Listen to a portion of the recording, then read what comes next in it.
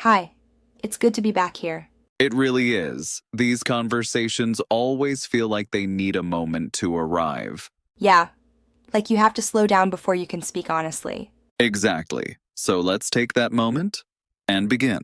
Change is one of those things we talk about as if it's simple. We say we want it. We imagine how much better things will feel when something shifts. And yet, when the opportunity for change actually appears, we hesitate. We stall. We feel tension instead of relief. That contradiction can be confusing. How can we want something so deeply and still resist it at the same time? How can the very thing we believe will help us feel better also make us feel anxious, unsettled, or afraid? I think part of the answer is that change doesn't just promise something new, it also threatens something familiar. Even when our current situation isn't fulfilling, it's known. It has shape. It has rules. And familiarity, even when uncomfortable, provides a sense of psychological safety. So, when we think about changing, we're not just imagining improvement, we're also imagining loss. The loss of routine, the loss of identity, the loss of certainty, and that loss can feel heavier than the potential gain, especially when we don't know exactly what's waiting on the other side. I think that's what makes change so uncomfortable. It asks us to let go before we receive, to step into uncertainty without guarantees, and our minds are wired to protect us from that kind of risk. We often believe fear means something is wrong, that it's a sign we shouldn't move forward. But sometimes fear is just the nervous system reacting to unfamiliar territory. Not danger, but difference. Yes, and that's why wanting change doesn't automatically make it easier. Desire doesn't cancel fear. In fact, the more meaningful the change is, the more resistance it can create. Because meaningful change touches the parts of us that have learned to survive by staying the same. So instead of asking, "Why am I so afraid if this is what I want?" maybe the more honest question is, what is this change asking me to release? And often, what we're being asked to release isn't just a situation, it's an identity. A version of ourselves that once made sense, that once felt safe, even if it no longer feels aligned. That's why change rarely feels like excitement in the beginning. It feels like tension, like standing between two versions of yourself, unsure which one you're ready to let go of. I think one of the most misunderstood things about change is that we assume we resist it because we're weak, indecisive, or unmotivated. We tell ourselves, if I really wanted this, I would just do it. Or, I must be failing because I can't take the leap. But the truth is far more nuanced, far more human. Resistance is not necessarily a flaw. In many ways, it is a form of protection, a mechanism our mind and body have developed over time to keep us safe. When we cling to what we know, when we hesitate to step into the unknown, it is often because our nervous system interprets unfamiliarity as potential danger, even when the change we seek is ultimately positive. Our attachment to the familiar is deeply ingrained. It doesn't exist because what we're holding on to is perfect, ideal, or even fully satisfying. Often, it's uncomfortable. Perhaps it drains us, frustrates us, or even limits us in ways we quietly recognize. And yet we cling to it because it is predictable.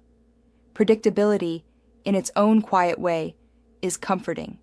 It provides structure, rhythm, and a sense of control over life's uncertainties. It allows us to anticipate outcomes, navigate relationships, and function in a world that often feels chaotic. Even when our familiar circumstances are imperfect or frustrating, they give our minds and bodies a kind of stability, a baseline that lets us breathe, even if only a little. This is why change can feel so uncomfortable, even when we want it.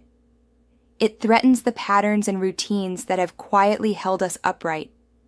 It challenges the sense of competence we've built around knowing how to respond, react, and survive. And it asks us to step into a space where the rules are unclear, where the outcomes are uncertain, and where the safety we once relied on is no longer guaranteed. The discomfort is not a sign of weakness. It is the natural response of a system adapting to something unfamiliar. And in that tension, in that uneasy balance between desire and fear, there is an opportunity, a chance to grow, to stretch, and to discover parts of ourselves that we might not have known existed. In other words, resistance is not your enemy. It is a signal. It tells you where your boundaries have been, what has kept you safe, and where your mind and body are still adjusting.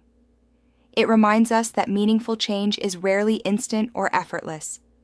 The familiar is comforting not because it is flawless, but because it has shaped us, defined us, and provided a foundation from which we can eventually take the next step, however slow, hesitant, or uneven that step might be.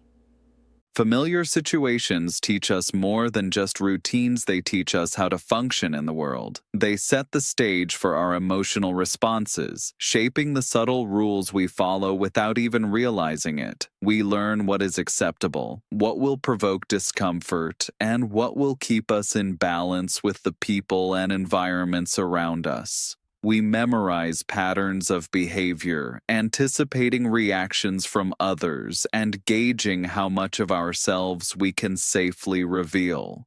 Even when these situations feel draining, repetitive, or unfulfilling, there is a hidden comfort in knowing the boundaries, knowing what to expect, knowing the rhythms, knowing the potential pitfalls. All of this creates a kind of invisible scaffolding that supports us when we feel fragile or uncertain. That knowing becomes grounding.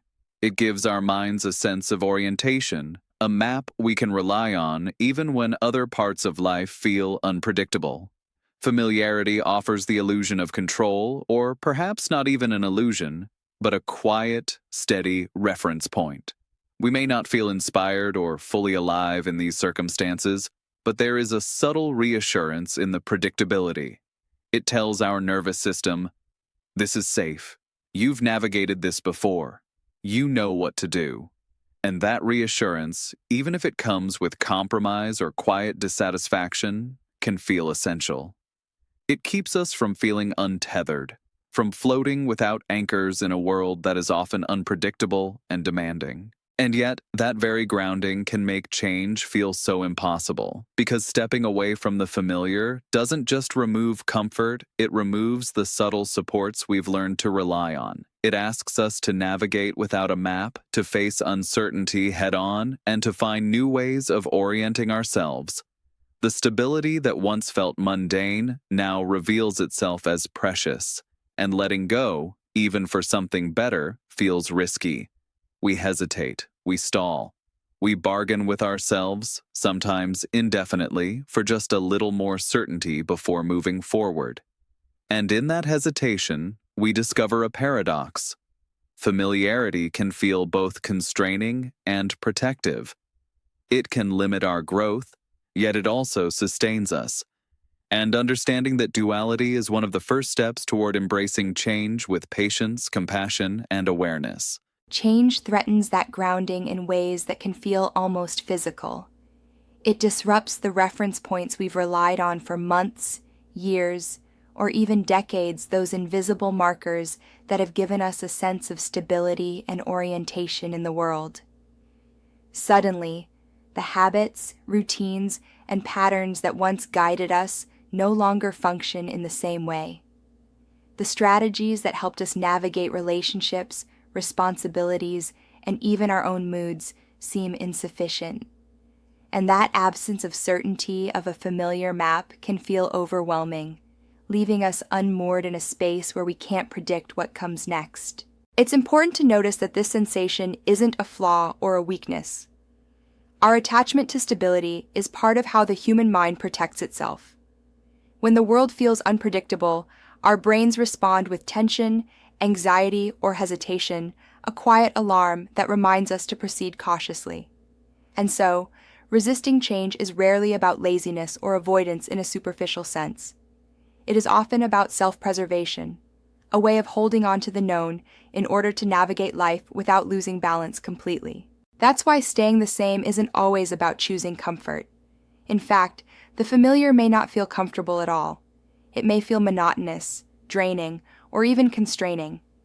Yet, it carries a sense of orientation, a mental scaffolding that allows us to function without fear of the unknown. Choosing to remain in that space isn't always about seeking pleasure or ease, it's about avoiding the disorientation that comes with not knowing who you will be next. It's about preserving a sense of identity and competence, even if that identity is built around patterns that no longer fully serve us. And paradoxically, it is often this very tension, the push and pull between the safety of the familiar and the promise of growth, that creates the most profound opportunity for self-awareness. When we recognize that the discomfort of change is not a sign of failure, but a natural reaction to stepping beyond our reference points, we begin to approach it with curiosity rather than judgment.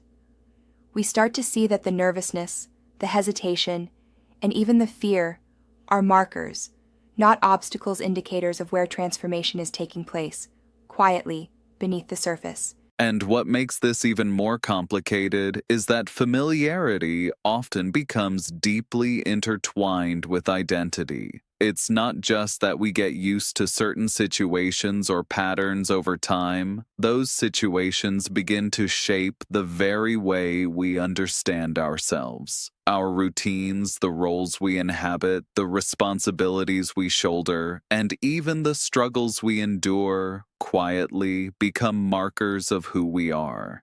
They become part of the story we tell ourselves about ourselves. Think about it for a moment. The work you've done, the relationships you've maintained, the habits you've carried, they all contribute to a sense of self. When someone asks, "Who are you?" we often answer not with our feelings or values, but with the things we do, the roles we occupy, the experiences we've survived. Familiarity, in this sense, is more than comfort. It is identity. It is the lens through which we interpret our own lives. And that makes stepping into change feel threatening in a profound way. Because changing a situation isn't just about altering external circumstances, it's about redefining the internal map you've been using for years. Change asks you to question who you've been, what you've relied on, and sometimes even the very version of yourself that allowed you to survive until now. The routines that once offered stability may feel like anchors you need to cut, and the roles that once felt natural may suddenly seem like costumes you no longer want to wear. This is why resistance to change can feel so persistent. It's not just fear of the unknown, it's fear of losing a sense of self. Familiarity gives us identity, even when it limits us.